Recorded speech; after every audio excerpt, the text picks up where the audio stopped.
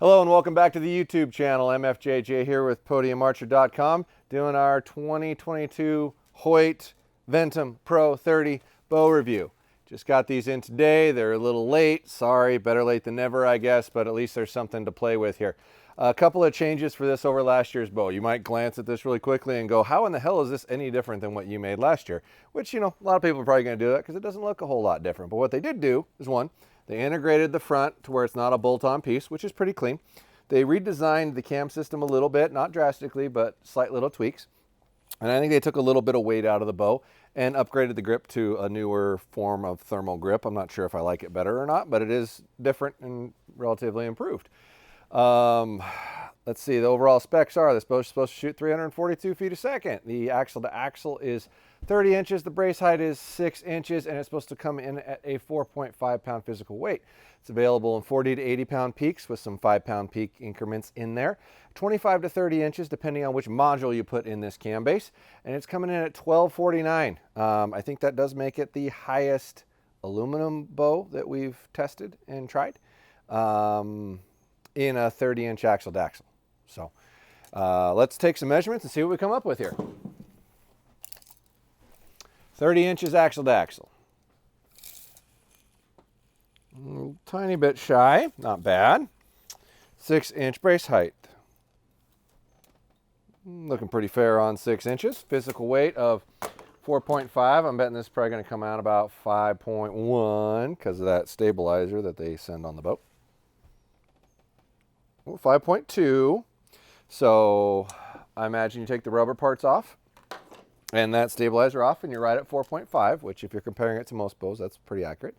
But let's see how this feels. Just got done shooting the RX-5 and I was relatively impressed with how that felt. Or the RX-7, excuse me.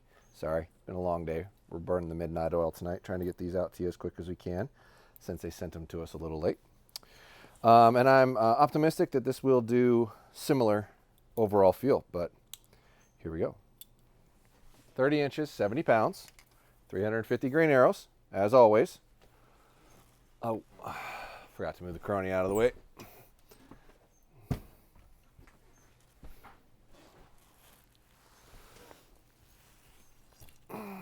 Actually feels a little stiffer than the Ultra, probably because this cam at 30 inches is in its maximum position. It's equally dead. It's very, very dead. But yeah, when you max a cam system out, it always feels more aggressive, harder in and out of the valley, and like it's a little stiffer to break over. So I usually recommend not to buy a bow that stops at your draw length. So if you're a 30-inch draw length person and a bow goes to 30, you might want to consider buying a little longer bow because you're probably going to enjoy it a little bit more, and it won't seem to be as finicky to tune usually. So this does feel a little stiffer. I'm willing to bet when we shoot the 33, it probably won't. Yeah, there's a little bit of when you fire it, but it's real minimal. Definitely high in the overall feel for flagship bows this year. But it does sound like there's a bit of a thud. There might be something that's smacking a little bit in there. But all in all, it does feel very good. I'm going to grip this one really firm and see if I can get some residual vibration going through it.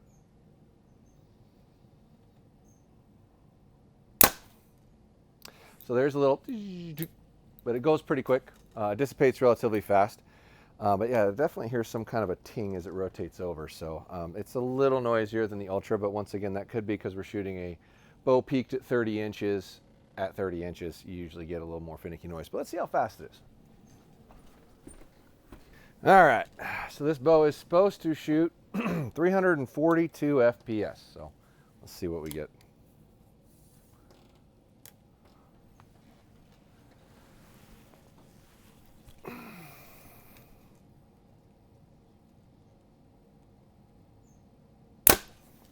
.330, it's a lot faster than the Ultra.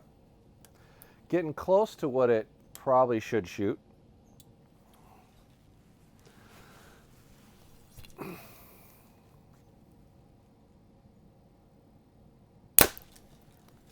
.330, duplicate.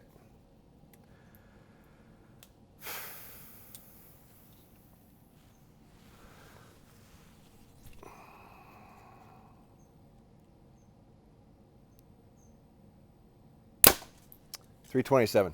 So we'll give you 329 on that, which is almost within 10 feet a second, which is usually what I try to say is fair. And I only say that from the standpoint that nobody ever seems to put out something that will actually produce what they say it will. So if you get within 10, I think you're being relatively honest in today's world because everybody lies. But if you're more than 10, I want to say as a manufacturer, you probably have a little bit of work to do in trying to be at least somewhat honest. But this year in general, it seemed worse than most. So we're running 328 versus 342. So that's 14 feet slow. It's not the worst. It's not the best. But all in all, this is a very good feeling bow. For a 30-inch axle-to-axle bow, I'd put it right up there with any of the other good flagships in overall comparison for how it feels. Definitely give it a try if you're looking for a 30-inch axle-to-axle bow. It's not a bad bow by any means. I just wish the speed was a little more where they said it is, or within 10. You know, if you're going to publish 342, it should hit at least 332 through the average guy, through the average chronograph. So for whatever that's worth, that's just my 2 cents. That's kind of what I think about it. Head on over to podyamarcher.com for all your archery needs. $99 and up is free shipping. If there's something you're looking for that you can't find, please ask. You know, send me a message, send me an email, call the shop. If there's any way I can ship it to you, I will. If I can't, I'll let you know where you can find it and where it may be available, if it's within my means to figure that out.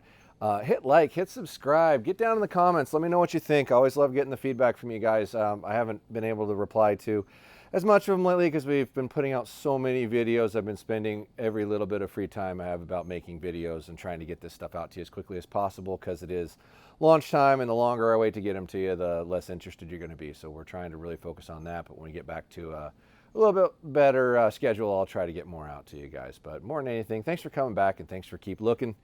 And give me ideas for videos. Coming up here, we'll be done with most of the bow reviews and we'll be starting to do a whole lot of other stuff. So make sure to put that in the comments or send me messages on it. Take care, guys.